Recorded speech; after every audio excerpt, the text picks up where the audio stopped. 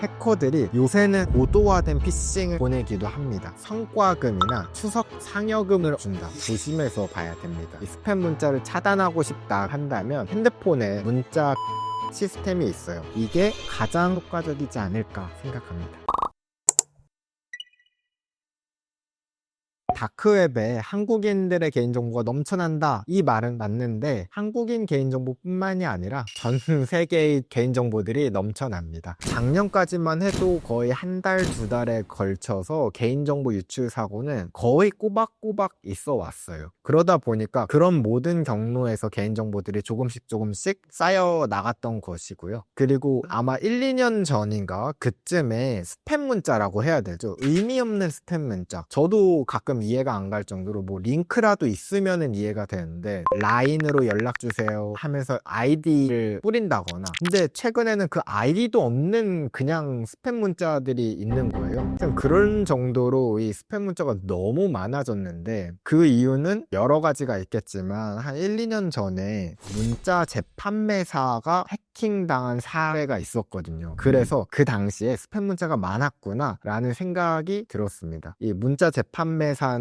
문자를 대신 보내주는 회사인데, 여기 시스템을 해킹해서 범죄자나 피싱 보내시는 분들이 무차별적인 스팸이나 피싱 문자를 보내는데도 사용하지만 조금 고도화된 피싱을 보내기도 합니다. 보통 이 보이스 피싱을 하더라도 전화를 받았을 때 그 사람의 이름이나 혹은 다른 정보를 하나라도 대면은 신뢰도가 급상승하거든요. 일단 이름만 알아도 이 이름은 어떻게 알았지? 라는 생각이 드는데, 어디 사시는 누구시죠? 라고 첫 문장에 딱 뱉어버리면은 더 이제 신뢰도가 상승하고 피싱 공격의 성공률이 확 올라가게 되는 거죠. 문자 피싱을 내가 걸러내고 싶다 라고 한다면은 핸드폰에 문자 필터링 시스템이 있어요. 어떤 특정 단어가 오면은 그 문자를 스팸 문자로 넣어놓는다거나 아니면은 문자를 받지 않게 설정을 하는 거거든요. 뭐 예를 들어 주식, 리딩, 뭐 이렇게 스팸에서 자주 사용되는 그런 문자들을 필터링 키워드로 넣어주는 거예요. 근데 저는 이 스팸 필터링을 거는 거에 대해서 조금 살짝 회의적인 생각이 드는 건 뭐냐면, 당연히 범죄자들도 이걸 알고 있어요. 그래서 피싱 문자들 보면 의미 없이 점이 찍혀 있거나 그런 것들을 아마 보실 수 있을 거예요. 주점식 뭐 이런 식으로 한다거나, 아니면 주, 이, 뭐 식, 알 뭐 하면서 리딩 방, 그냥 정상적인 단어가 아니라 이상한 단어들을 섞어두는 이유가 필터링 당하지 않게 하기 위해서 그렇게 만드는 거거든요. 그리고 만약에 이 필터링을 내가 리딩이라는 글자를 필터링 걸어놔야지 하고 걸어놨어요. 근데 이 필터링의 단점이 앞뒤 맥락 보지 않고 그 글자가 있으면 바로 걸러내거든요. 근데 앞으로 또 인생을 살면서 나도 모르게 그 글자를 사용한 문자를 받게 되는 경우가 있어요. 중요한 문자가 있을 수도 있거든요. 근데 그런 경우에는 그 문자를 받지 못할 위험이 있습니다. 그래서 내가 어떤 특정 글자를 필터링을 할 때는 그 글자로 인해서 어떤 영향이 생길지 미래 일까지 저희가 생각할 수 있는 건 아니잖아요. 그러다 보니까 할 때는 조심해야 된다. 어떤 분들은 그러면 단축된 URL이라든가 이런 URL들은 막으면 좋지 않을까요? 라고 이야기를 드리는데, 이 단축된 URL을 또 생각보다 많이 써요. 의외로 저희 일상생활 속에서. 그래서 그 단축 URL 자체가 잘못된 건 또 아니거든요. 그래서 저는 어떤 특정 URL을 막아준다는 게 저는 좋지 않다고 봅니다. 만약에 제가 이제 나는 텔레그램을 앞으로 절대 안 쓸 거야, 그래서 텔레그램이라는 글자를 막아놨다 라고 가정을 해볼게요. 그러면은 진짜 텔레그램이라는 글자가 포함된 문자는 오지 않겠죠? 제가 만약에 어떤 여행을 갔어요. 근데 그 여행사에서 다음 주 월요일까지 오는데 안내 사항은 제가 문자 보내놨으니까 그거 확인해 주세요 했어요. 근데 그 문자에 쭉 안내 있다가 아래에 뭐 예를 들어 궁금한 점은 뭐 텔레그램이나 뭐 카카오톡이든 뭐 편하신 곳으로 이제 연락 주세요, 요 한마디 때문에 그 전체 그 여행 관련된 안내 문자가 필터링이 돼서 안 올 수가 있거든요. 근데 그렇게 필터링이 되면은 그럼 저희는 그 스팸함이라든가 차단된 메일함에 들어가서 또 열람을 해야 되고, 근데 그게 왔다는 걸 알면은 그렇게 늘 가서 보지만 알아야 되는 문자인데 거기 안에 들어가 있어서 저희는 못 봤을 수도 있잖아요. 그럴 여지도 분명 있으니까 저는 꼭 그렇게 필터링을 해야 할까 싶기는 합니다. 그럼에도 스팸 문자를 좀 차단하고 싶다, 다른 방법이 없을까 한다면 통신사에서 운영하고 있는 많은 스팸 문자 필터링 서비스들이 각자 있을 거예요. 그런 것들은 단순히 글자만 가지고 하는 게 아니라 패턴을 가지고 스팸 문자를 필터링을 하다 보니까 그게 조금 더 유의미하고 효과적이지 않을까 생각합니다. 아무래도 가장 혹하는 거는 돈을 준다라는 거죠. 그래서 만약에 누군가 돈을 얻어다 준다, 금전적인 혜택이 있다라는 거는 늘 조심해서 봐야 됩니다. 예전에 그런 경우가 있었어요. 악성 메일 훈련이라고 해서 이제 기업들 들어가면은 악성 메일을 쭉 뿌려요, 직원들에게. 그리고 직원들이 메일을 클릭하고 링크를 얼마나 많이 클릭하는가, 누가 클릭하는가, 이런 것들을 통계를 내는 프로젝트들이 있거든요. 거기에서 이제 어떻게 최대한 많은 사람들이 클릭하게 할까 고민을 해야 되는데, 그 중에서 이제 저희 다 같이 동의한 결론은 돈을 준다고 하자. 성과금이나 그 당시가 이제 연휴였거든요, 추석. 그러면 추석 상여금으로 가보자 했더니 이제 굉장히 클릭률이 높았던 기억이 납니다.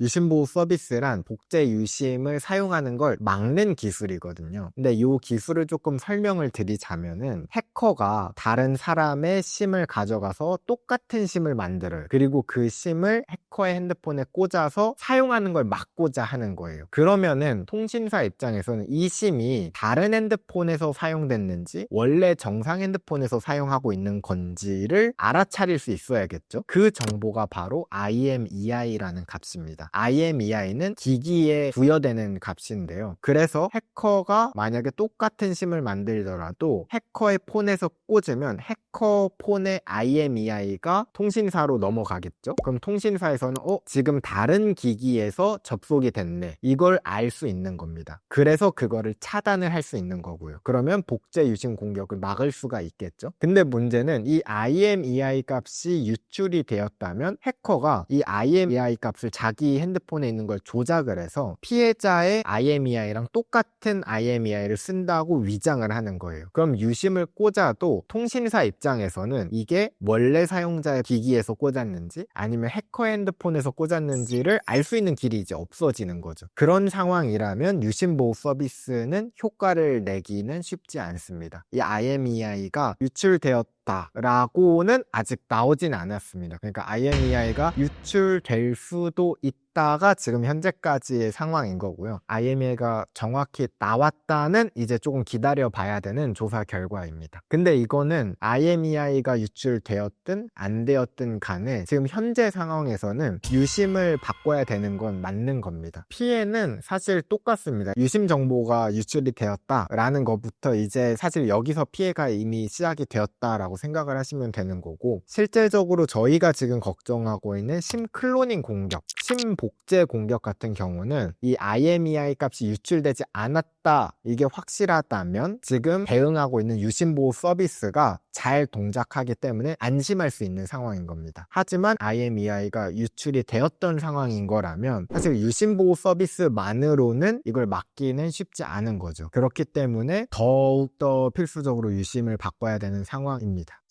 이게 단말기 복제가 뭐 100% 무조건 불가능하다라는 건 사실 말이 안 됩니다. 그래서 이게 불가능하다라고 이제 강하게 이야기하는 거는 그만큼 본인들을 이제 보호하기 위한 말이라고 저는 생각을 하고요. 하지만 복제 폰은 그만큼 구현하는 게 쉽진 않아요. 하지만 불가능이라고 이야기하는 거는 조금 동의하기가 쉽지 않습니다.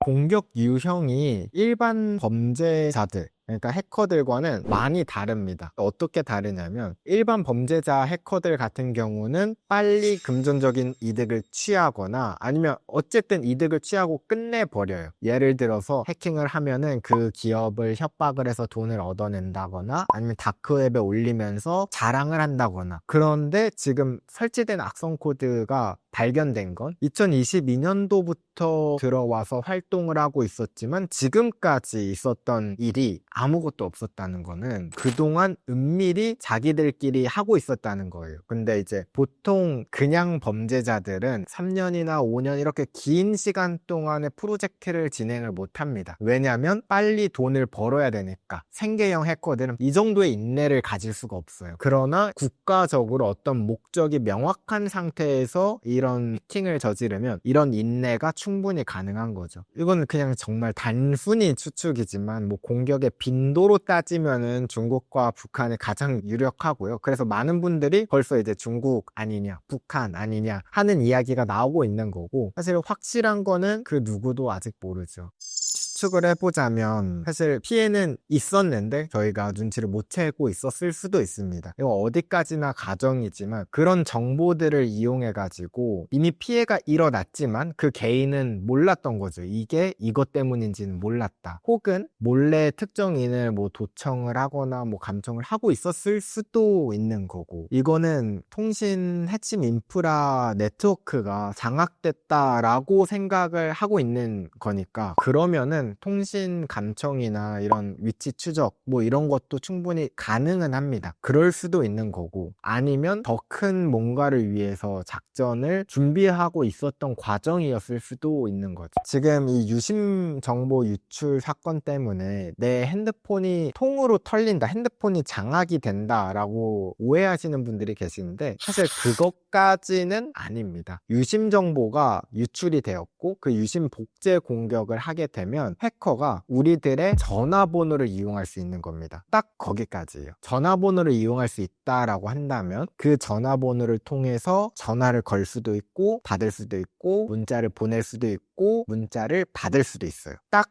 여기까지입니다. 그 안에 있는 사진이 털리고 그런 것도 전혀 아니에요. 근데 왜 그럼 지금까지 난리가 났느냐? 우리가 일상생활을 하다 보면, 인터넷을 쓰다 보면 본인 인증이 나오잖아요. 우리는 생각보다 휴대폰 본인 인증을 많이 쓰고 있어 왔거든요. 심지어 휴대폰 본인 인증으로 로그인하는 사이트도 있고 서비스도 있습니다. 근데 잘 생각해 보면 휴대폰 본인 인증은 문자로 날아오죠. 그렇기 때문에 지금 이 본인 인증이 무력화될 수 있다는 위험 때문에 지금 이 사단이 난 겁니다. 중요한 계정이라고 생각되는 계정들 있잖아요. 뭐 카카오 계정이라든가 구글 계정이라든가 이런 계정들을 탈취해 갈 수 있는 위험이 있는 거죠. 만약 카카오톡 계정을 전화번호 인증으로 가져갔다 하면 그 사람에게 카톡 메시지가 오고 실시간으로 주고받은 메시지를 열람을 할 수가 있겠죠. 거기까지 영향이 갈 수 있어서입니다. 그러니까 거기서 발생되는 위험들이 실제적으로 우리가 입을 수 있는 위험인 겁니다.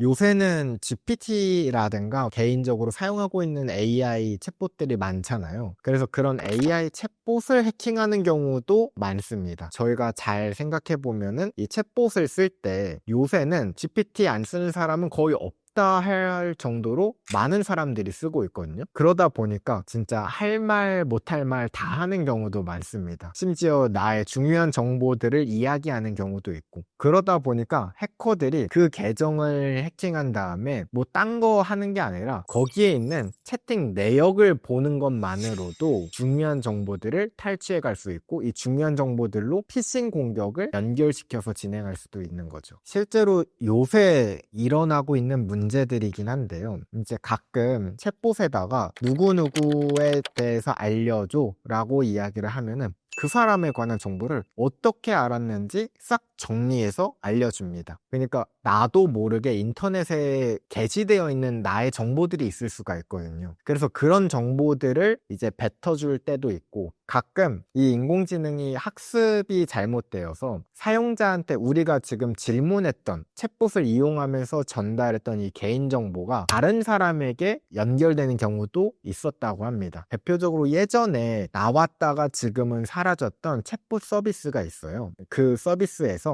실제로 막 대화를 하는데 실제 있는 사람의 개인정보, 이름이라든가 주소라든가 이런 전화번호 이런 정보들을 막 뱉어내는 사건도 있었습니다. 저희가 이제 챗봇을 이용하다 보면은 얘는 진짜 나만의 비서구나, 뭐 나만의 숨겨진 친구구나 이렇게 생각을 하면서 정말 점점점 편해지고 그 나의 개인정보들을 많이 넘기게 되거든요. 근데 이제 절대 하지 말아야 된다는 건 남에게 줄 수 없는 정보는 절대로 올리시면 안 됩니다. 가끔 그런 분들도 봤어요. 신분증을 올리시는 분들도 계시고 호텔 예약해야 되는데 뭐 작성해달라 하면서 여권 정보를 올리시는 분들도 계시고 주소라든가 이런 민감한 정보들은 올릴 때 조금 조심해야 되는 거고요. 그리고 사진 같은 거 올리실 때는 사실 뭐 사진을 올리면 안 된다라고 말씀드리긴 조금 그래요. 근데 이제 사진이든 뭐 이런 파일을 올릴 때는 그 사진 안에 민감한 정보가 있는지는 스스로 한번 확인하고 올려야 된다. 그게 어떻게 학습이 될지는 사실 우리 손에서 떠나면은 남에게 맡겨야 되는 상황이 되는 거니까, 남을 믿을 수밖에 없는 거니까 저희가 애초에 그런 중요한 정보는 올리지 않는 걸 습관화하는 게 좋습니다.